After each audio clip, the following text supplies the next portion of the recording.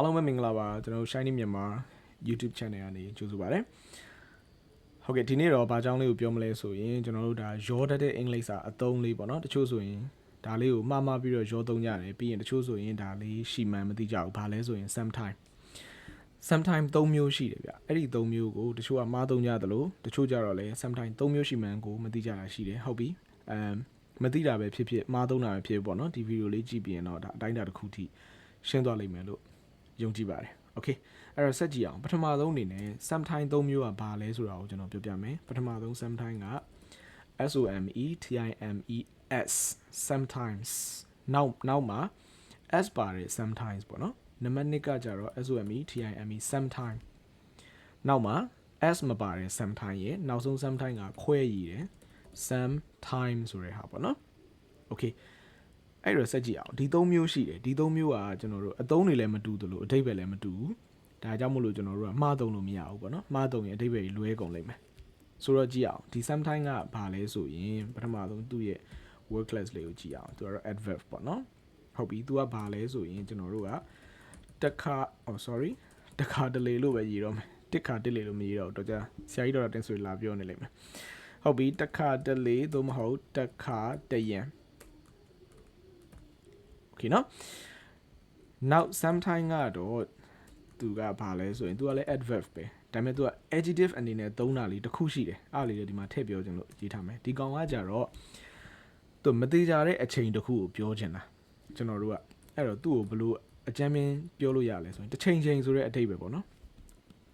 တစ်ချိန်လောက်တွေးကြမယ်လေဆိုတဲ့အဓိပ္ပာယ်ပေါ့နော်ဟုတ်ပြီအဲ့ဒါ adverb နော် adjective ကပြီးမှကျွန်တော်ဆက်ပြောမယ်မရောအောင်လို့ဟုတ်ပြီနော်ဒီနှစ်ခုမရောနဲ့နော် sometimes တခါတလေ sometime တစ်ချိန်ဆိုတဲ့အဓိပ္ပာယ်မျိုးပေါ့နော်နောက်ဆုံး sometime ကတော့သူ့ရဲ့ word class ကဘာဖြစ်မလဲဆိုတော့သူက noun phrase လေးဗျဒါလေးကဟုတ်ပြီဒါလေးကဘာလဲဆိုတော့အချိန်တစ်ခုဆိုတဲ့အဓိပ္ပာယ်မျိုးသူကအချိန်နဲ့ငယ်အချိန်အချို့ပေါ့နော်ဒါပေမဲ့ तू ကconsiderable amount of time လို့ပြောထားတယ်ပြောချင်တာအချိန်အတိုင်းအတာတစ်ခုပေါ့ဟုတ်ပြီအချိန်အတိုင်းအတာတစ်ခုလို့ကျွန်တော်အကြမ်းမြင့်ဘာသာပြန်လို့ရတယ်ဟုတ်ပြီနော်အဲ့တော့ကျွန်တော်တို့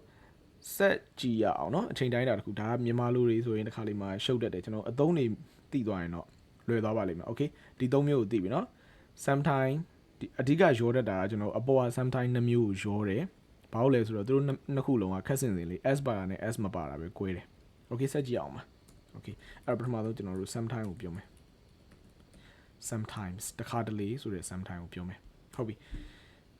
သူကကျွန်တော်တို့က always ဆိုရင်အမြဲတမ်း sometimes ဆိုတာက90%လောက်ပဲလောက်တာမျိုးဥပမာ10ရက်မှာ10ရက်လုံးလုံးရင် always လို့သုံးရတယ်ပြီးရင်ကျွန်တော်တို့10ရက်မှာ9ရက်လောက်ပဲလောက်တယ်ဆိုရင်တော့ sometimes ပြတ်သွားပြီတခါတလေဆိုတဲ့အဓိပ္ပာယ်မျိုးပေါ့နော်ဟုတ်ပြီ example ကြည့်အောင်ကျွန်တော်ဥပမာပေးမယ်ဥပမာထားပါတော့ I sometimes go to the gym in the morning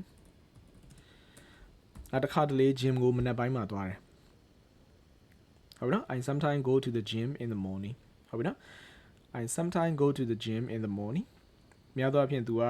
ဒီမှာ adverb ဖြစ်တဲ့အတွက်ကျွန်တော်တို့က verb ရဲ့အရှေ့ကပ်ရမှာသုံးတယ်ဒါပေမဲ့ sometime ရဲ့ထူးခြားချက်ကကျွန်တော်တို့ sentence ရဲ့အရှေ့ဆုံးမှာသုံးလဲရတယ်ဒါမှမဟုတ်ရင် sentence ရဲ့အနောက်ဆုံးမှာသွားသုံးလဲရတယ်โอเคနော်အဲ့တော့နံပါတ်1ဆက်ကြည့်ရအောင်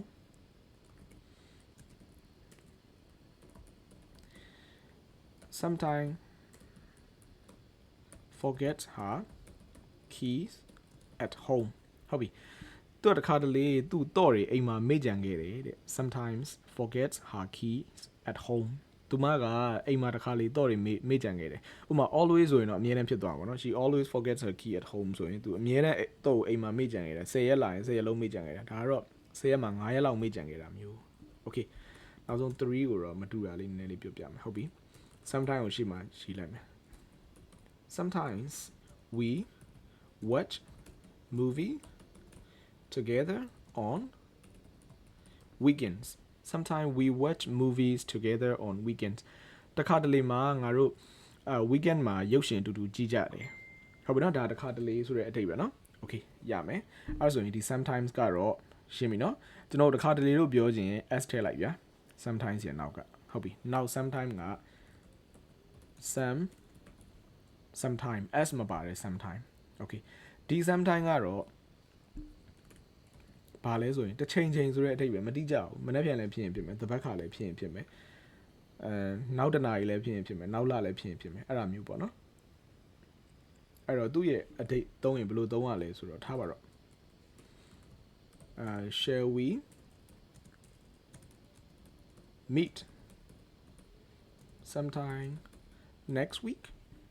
နောက်ပတ်ထဲငါတို့တစ်ချိန်လောက်စုံကြမလားဟုတ်ပြီနော် shall we meet ဟုတ်ပြီဒါလေးကစုံကြမလားမေးခွန်းလေးဖြစ်တဲ့အတွက် shall we meet sometime next week နောက်ပတ်ထဲမှာငါတို့တစ်ချိန်လောက်စုံကြမလားဟုတ်ပြီနော်ဒီမှာ s မပါဘူးနော်တစ်ချိန်ချိန်အတိအကျမရှိတဲ့အချိန်နောက်တစ်ခုကထားပါတော့ I will call you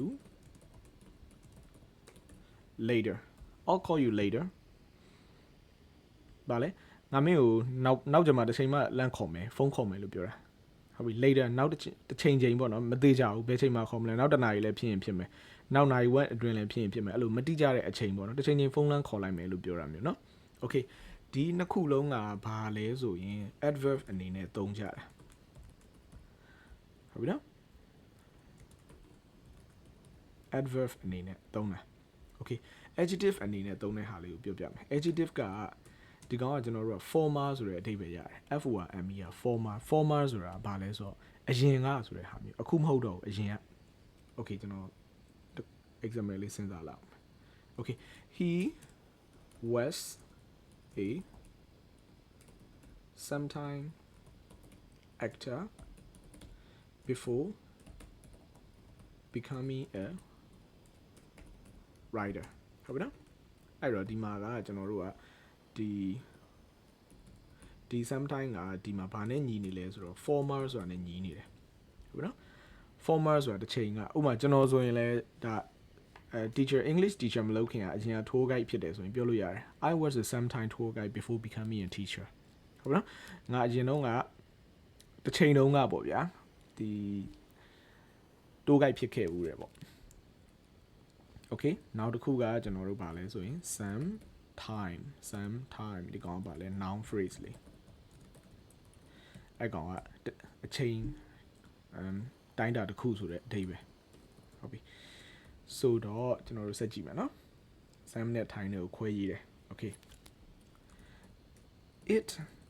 took me some time to finish the project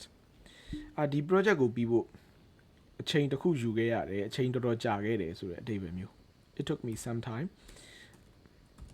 to finish the project okay နော်နံပါတ်1ဆက်ကြည့်အောင် she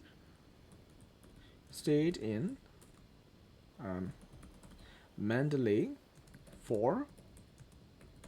some time before returning home သူအိမ်ကိုမပြန်ခင် Mandalay မှာအချိန်တော်တော်ကြာနေခဲ့တယ်ဒီမှာ sometime ကကျွန်တော်တို့ကအချိန်နဲ့ငယ်လို့ပြောလို့မရဘူးဘာလို့ဆိုတော့သူတို့အင်္ဂလိပ်မှာအသုံးက a considerable amount of time လို့ပြောထားတယ်အဲ့လေကိုကျွန်တော်ဒီမှာရေးပေးမယ် a considerable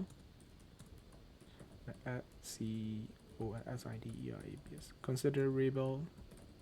amount of time ခဏတစ်ဖြုတ်လေးမဟုတ်ဘူး